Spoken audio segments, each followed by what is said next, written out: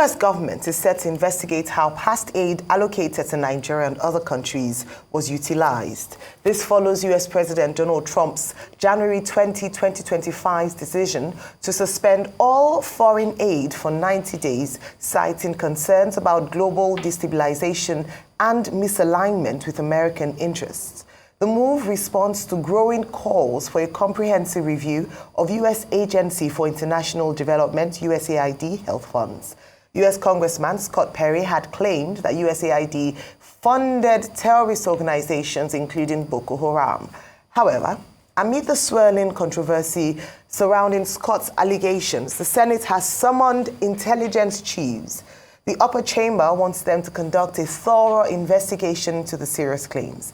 The resolution followed an order of urgent national security under Order 41, raised by Senator Ali Ndume, representing Borno South Senatorial District. Meanwhile, the Chief of Defense Staff, CDS, General Christopher Musa, has declared that Nigeria will not tolerate disrespect from any country towards its citizens, emphasizing that Nigeria deserves respect on the global stage. Speaking at the defense headquarters in Abuja on Wednesday, General Musa dismissed claims that the Nigerian armed forces were not invited to the Invictus Games in Vancouver, Canada, an international event initiated by the Duke of Sussex. Joining us now on the show is Keshi, former Permanent Secretary, Ministry of Foreign Affairs of Nigeria. Good morning, Ambassador Keshi. Good to see you today on the morning show.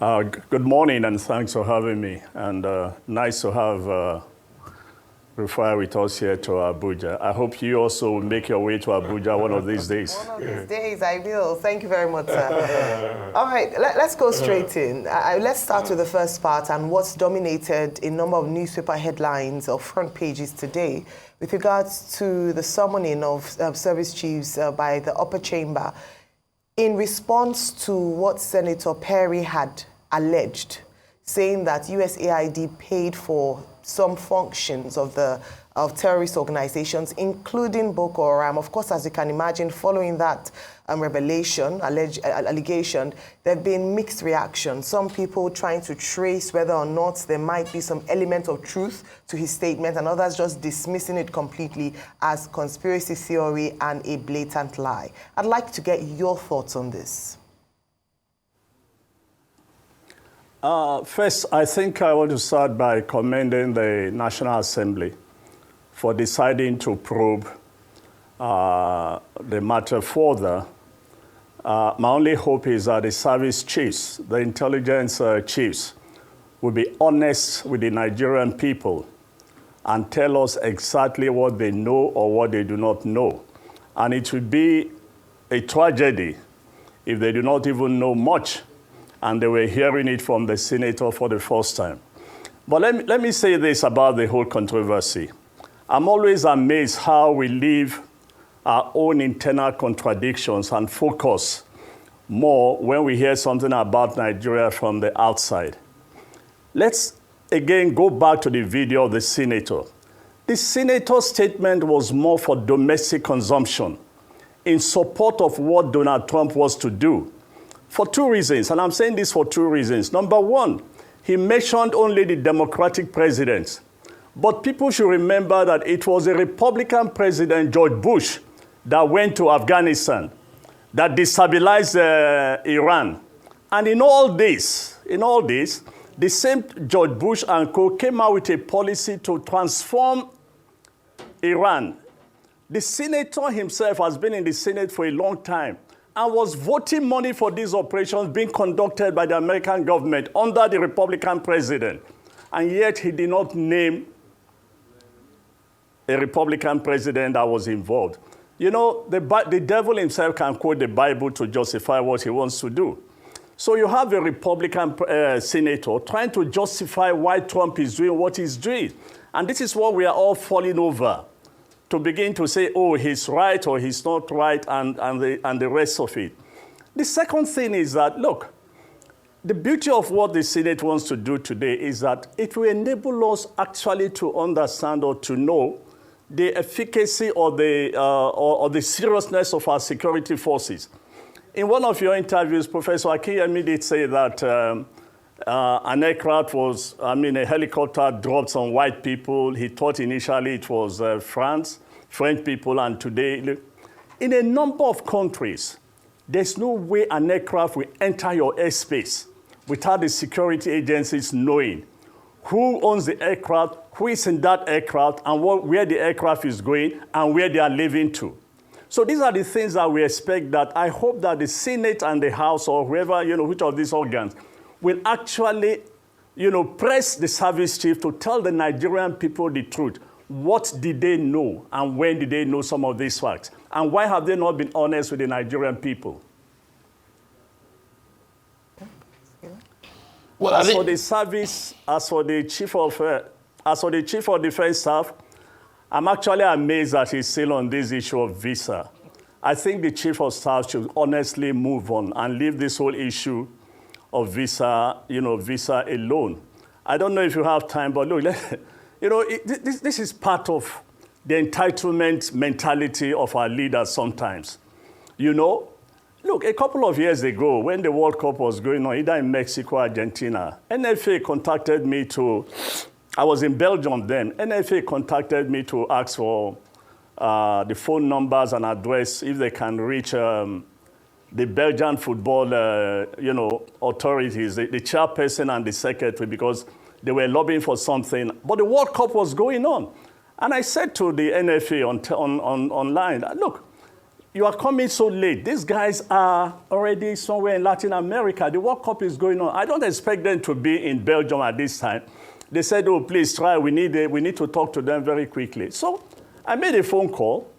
The secretary of the Belgian football club was in Brussels. And I said, what are you doing in Brussels? You are expected to be in, I think it was Argentina or Mexico. He said he has nothing more to do. And I said, anyway, we want to contact your chairman. How do we reach him in Mexico? I think it was in Mexico. He said, oh, the chairman is not in Mexico. He's on holidays on his yacht on the sea.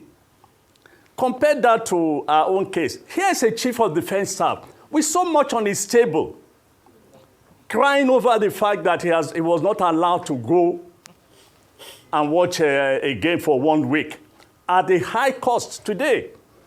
It's almost about 25 to 30 million, naira for business class. For first class. And by the way, I don't know what the rules are now.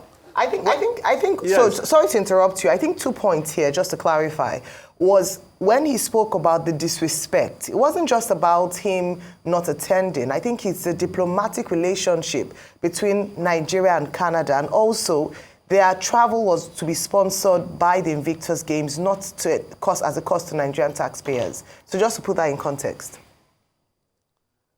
My point is the chief of staff has no business. At this point in time, he has a responsibility. His men are dying on the field. And all he's interested and be crying over for 1 week is that he could not go to Canada. Whether he paid or he didn't pay, it's irrelevant.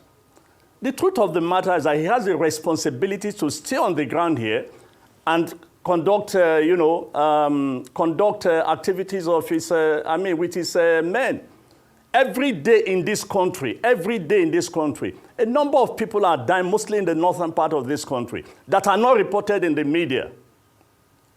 And here you have a chief of defense staff more interested and crying over for 1 week. No.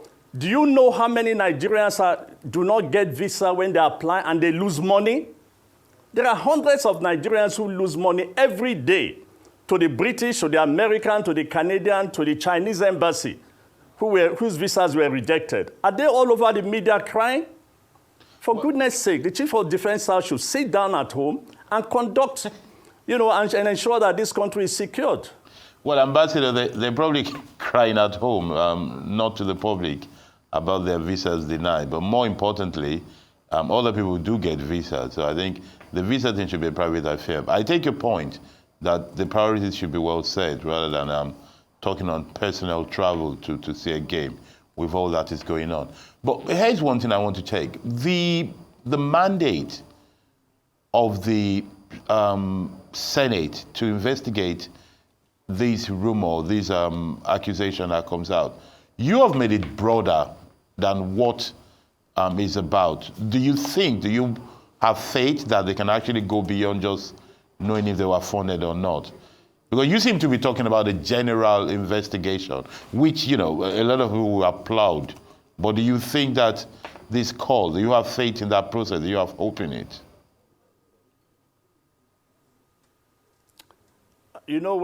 Sorry, could you come again? I was saying that the inquiry that the Senate is calling for is to investigate the allegation by Senator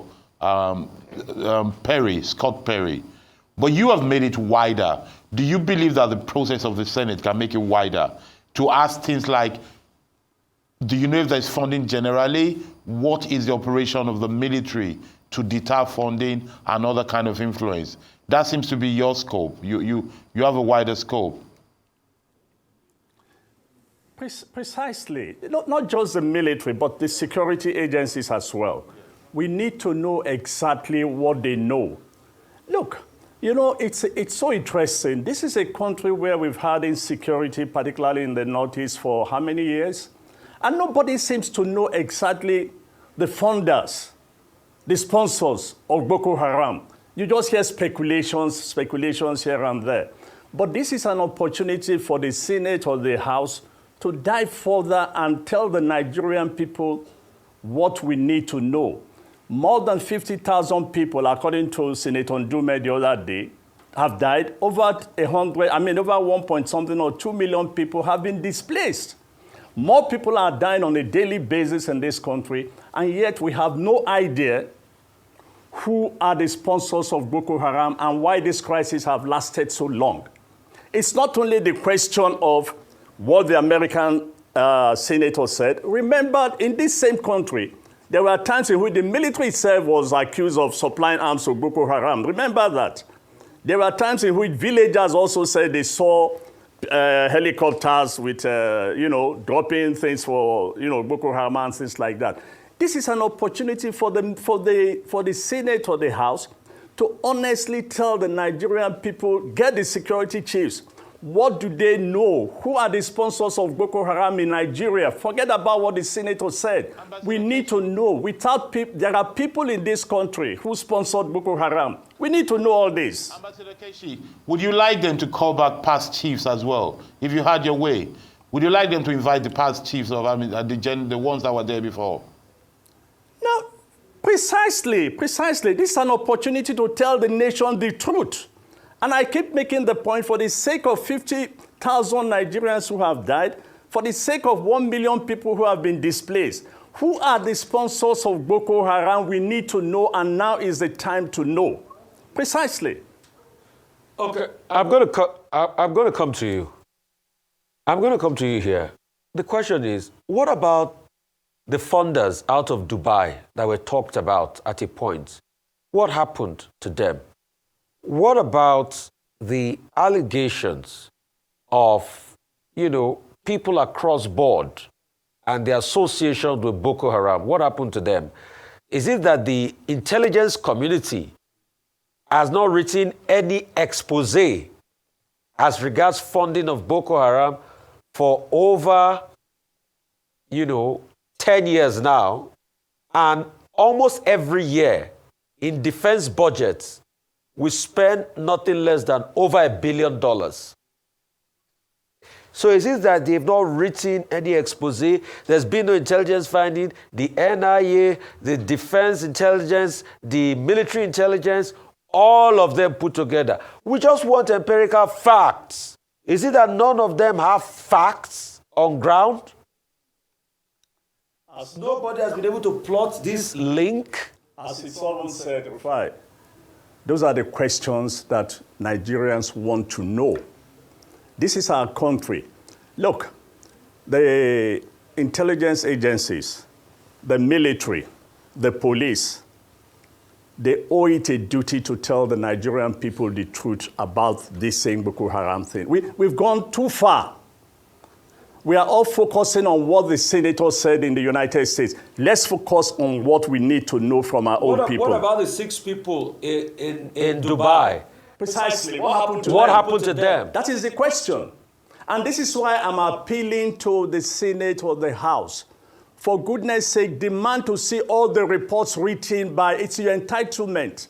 Demand to see all the reports written by the security agency. They cannot deny you. You have the right to subpoena these documents. What about the allegations of the military diverting funds, some of them diverting funds, that were supposed to be used for this war against Boko Haram? Where did all of that go? Precisely. The former generals that were mentioned and all of that, what is happening? This is why I'm appealing again that we need to dive further into this. This country deserves to know the truth. Let's forget what the senator said. He just opened the Pandora box, and let's just open it wider. Let the military, the intelligence agencies, let them go before the Senate. Let the Senate or the House demand to see all security reports in the last 10 years. We need to know for the first time those who have endangered this country, those who have led to the death of 50,000 Nigerians, those who have led to the displacement of Nigerians, and those who have ensured that money for development has been used in persecuting an unending war in this country. The sooner we get serious. Let's forget what the senator said in Washington. The senator is playing his own internal politics. Yeah. Well, thank you very much, Ambassador Keshi. I think they're all linked. Surely, the more we know, the safer we are. So, yes, we should know. Thank you very much, Ambassador Keshi.